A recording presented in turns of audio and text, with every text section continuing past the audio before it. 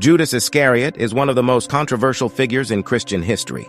He is known almost universally as the apostle who betrayed Jesus, setting into motion the events that led to the crucifixion. But what really drove Judas to turn on the man he followed so closely? Was it purely greed, as often portrayed, or were there deeper, more complex motivations at play? In this video, we'll take a journey into the heart of one of the most infamous betrayals in history. We'll explore Judas's background, psychological factors, and theological interpretations to uncover the possible reasons behind his actions. Was Judas a villain, or was he a tragic figure caught in a larger divine plan? Chapter 1. Who was Judas Iscariot? To understand why Judas betrayed Jesus, we first need to understand who he was. Judas Iscariot was one of the 12 apostles, handpicked by Jesus himself. Despite his notorious reputation, Judas was part of the inner circle, and for much of Jesus' ministry, he played an important role. Judas's origins may offer insight into his actions. The name Iscariot may suggest he came from a town called Kerioth in Judea, making him the only one of the apostles not from Galilee. This geographical distinction could have set him apart from the others, socially and perhaps emotionally, feeling like an outsider in a close-knit group. This feeling of isolation may have influenced Judas's decisions and interactions with Jesus and the other apostles. Furthermore, some scholars speculate that Judas had political motivations. At the time, the Jewish people were under Roman occupation, and many, including some of Jesus' followers, hoped the Messiah would lead a revolution to free them. Judas may have expected Jesus to overthrow Roman rule and establish a kingdom on earth. When it became clear that Jesus' mission was spiritual, not political, Judas may have felt disillusioned and betrayed. Judas's complex personality is often overlooked. In addition to political aspirations, he may have grappled with conflicting emotions, feeling torn between loyalty to Jesus and his own desires for power and recognition. Throughout history, Judas has been portrayed as a figure of pure evil, but understanding his background allows for a more nuanced view of his character. Chapter 2. The Last Supper, the moment of betrayal. One of the most iconic scenes in Christian history is the Last Supper. This meal, shared between Jesus and his disciples on the night of his arrest, is filled with deep symbolism and emotion. It's during this meal that Judas's betrayal becomes clear. According to the Gospels, Jesus announces to his disciples, "One of you will betray me." This moment is charged with tension. The other disciples are confused, asking, "Is it I, Lord?" Judas, knowing what he had already set in motion, tries to play along, masking his inner turmoil. When Jesus singles him out, telling him, "What you are about to do quickly," the weight of this betrayal sinks in. This scene has fascinated theologians and historians for centuries.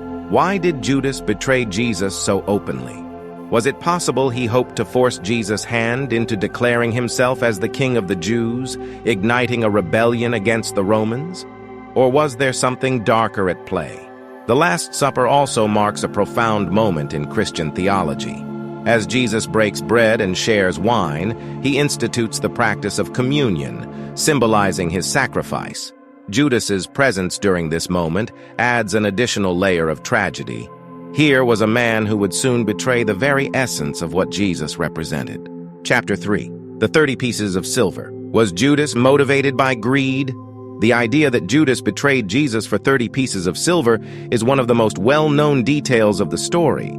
But was greed truly his only motivation? 30 pieces of silver, while a significant sum, wasn't a life-changing amount of money even at the time.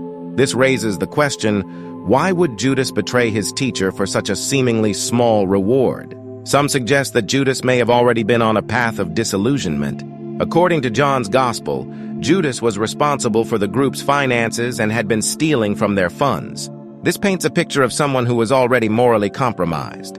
The 30 pieces of silver may not have been the cause of the betrayal, but rather the final step for someone who had lost his way.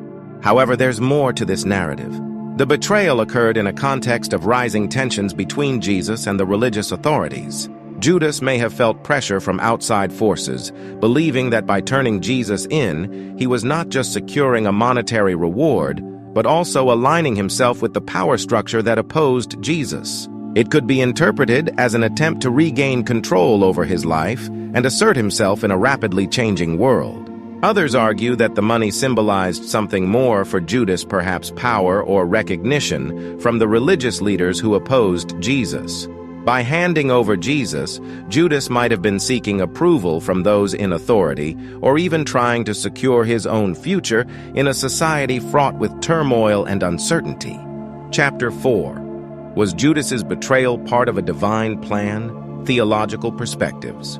One of the most complex aspects of Judas's story is the idea that his betrayal may have been part of a larger divine plan. In many ways, Judas's actions fulfilled prophecies that spoke of the Messiah being handed over to his enemies. But if Judas was fulfilling God's will, can he truly be blamed for what he did? This question has puzzled theologians for centuries. Some argue that Judas had free will, and his betrayal was a result of his choices.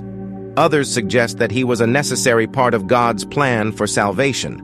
Without Judas, there would have been no crucifixion. And without the crucifixion, no resurrection. This leads to a troubling but profound paradox.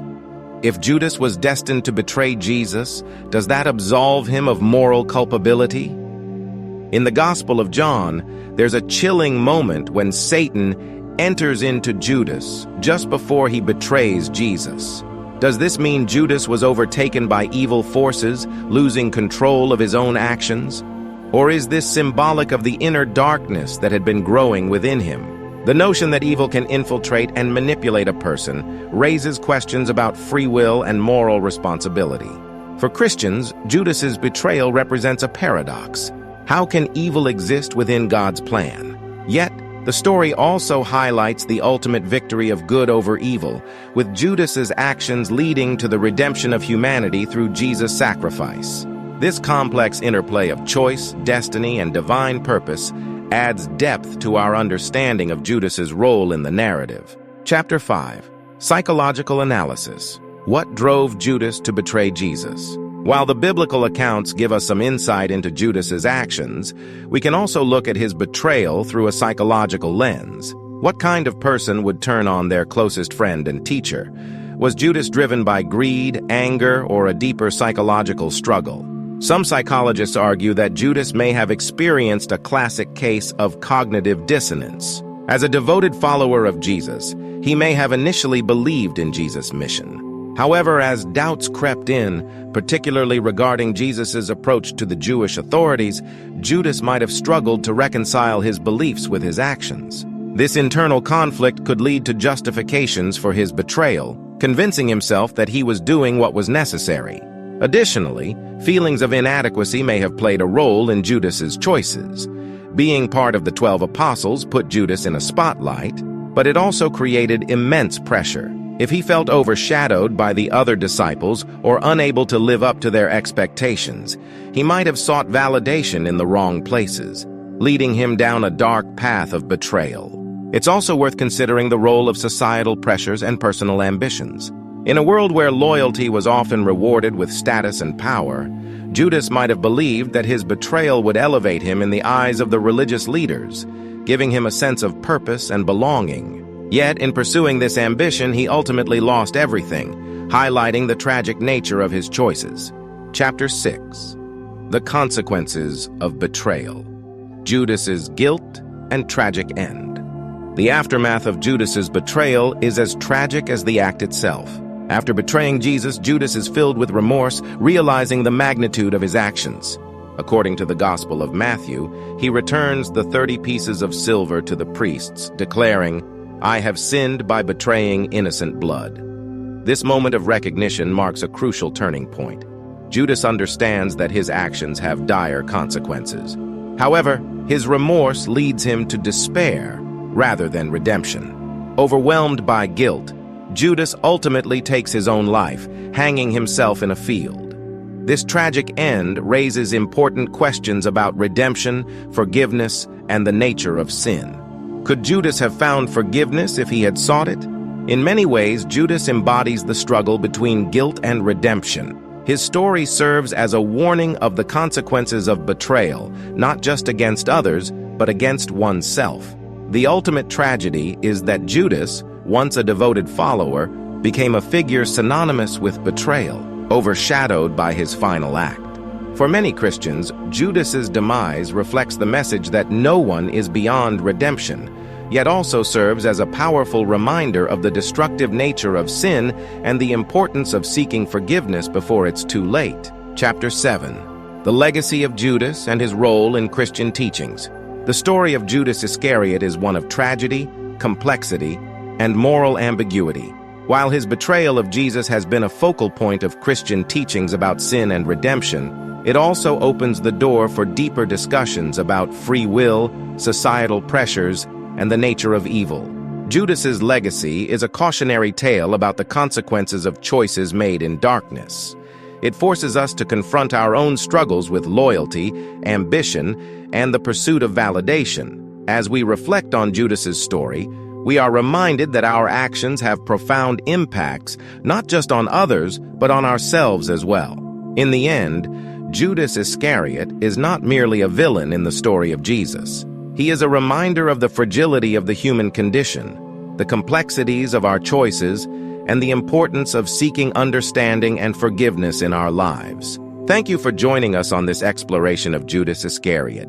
If you found this video thought-provoking, please like and subscribe for more content that dives into the complexities of history, faith, and morality. Share your thoughts in the comments below. What do you think about Judas's motivations and legacy?